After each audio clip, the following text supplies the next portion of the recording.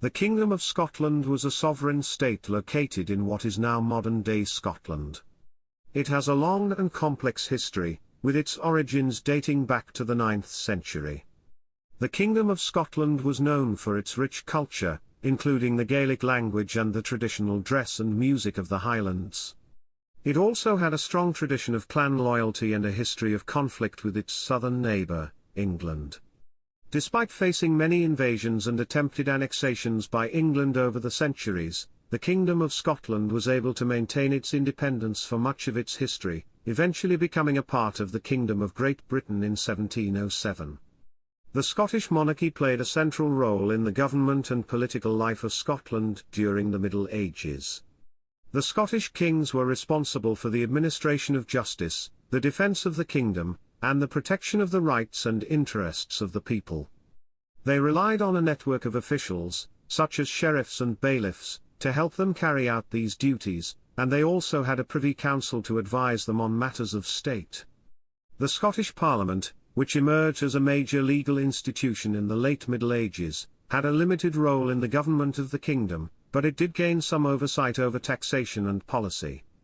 In the late 8th century, Viking raids on monasteries such as those at Iona and Lindisfarne caused fear and turmoil across the kingdoms of North Britain. The Orkney Islands, Shetland, and the Western Isles eventually fell to the Norsemen. These events may have contributed to a process of Gaelicization in the Pictish kingdoms, which adopted Gaelic language and customs. There was also a merger of the Gaelic and Pictish kingdoms, although the specifics of this process are debated by historians.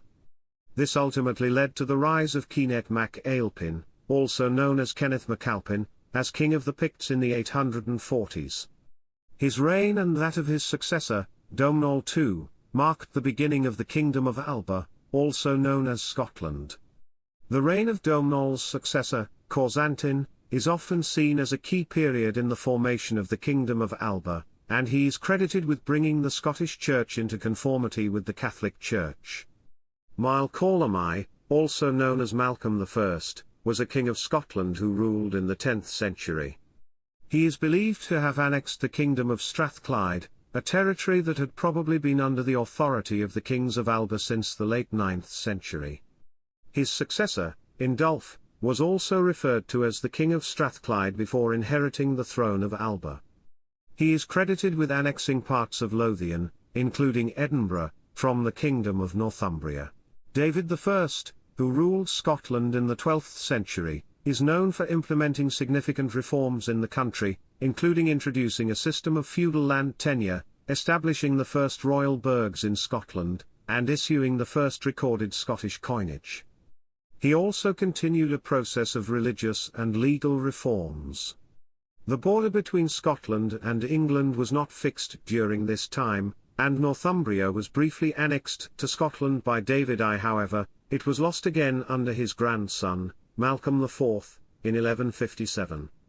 The Treaty of York in 1237 established the modern border between the two countries. Alexander III, who ruled Scotland in the 13th century, was able to annex the remaining western seaboard of Norway after the Battle of Largs and the Treaty of Perth in 1266. The Isle of Man, which had been controlled by Norway, was taken by the English in the 14th century, despite several attempts by the Scots to seize it. In the 15th and early 16th centuries, the Stuart dynasty, which ruled Scotland at the time, gained greater political control and regained much of the territory that had been lost to England in the Wars of Independence, 1296 to 1357.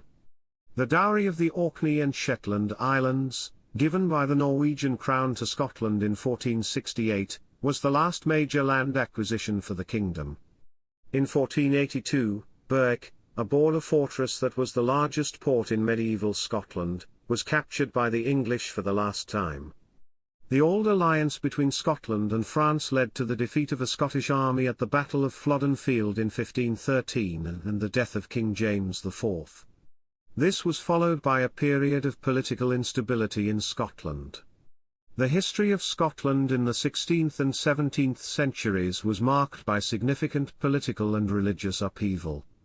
The reigns of James V and Mary, Queen of Scots saw the emergence of the Renaissance in Scotland, with a focus on cultural and intellectual pursuits. However, the country was also beset by civil wars and interventions by the English and French. The Scottish Reformation, which took place in the mid-16th century, was heavily influenced by Calvinism, and led to the introduction of a Presbyterian system of organization and discipline. James VI, who inherited the thrones of England and Ireland in 1603, moved the centre of royal patronage and power to London, leading to the union of the crowns. When Charles I, James's son, tried to impose elements of the English religious settlement on Scotland, it resulted in the Bishops' Wars and a virtually independent Presbyterian Covenant estate in Scotland. This also contributed to the outbreak of the Wars of the Three Kingdoms, in which the Scots played a significant military role. After the restoration of the monarchy in 1660, Scotland regained its separate status and institutions, but the centre of political power remained in London. The Glorious Revolution of 1688 to 1689, in which James VII was deposed by Mary and her husband William of Orange, led to the Claim of Right Act in 1689 and the acceptance of Mary and William as rulers in Scotland. However, this also led to the emergence of Jacobitism, a political movement focused on the deposed Stuart line, and a series of invasions and rebellions in the Scottish Highlands. In the late 17th century, economic dislocation in Scotland led to moves towards political union with England as the Kingdom of Great Britain.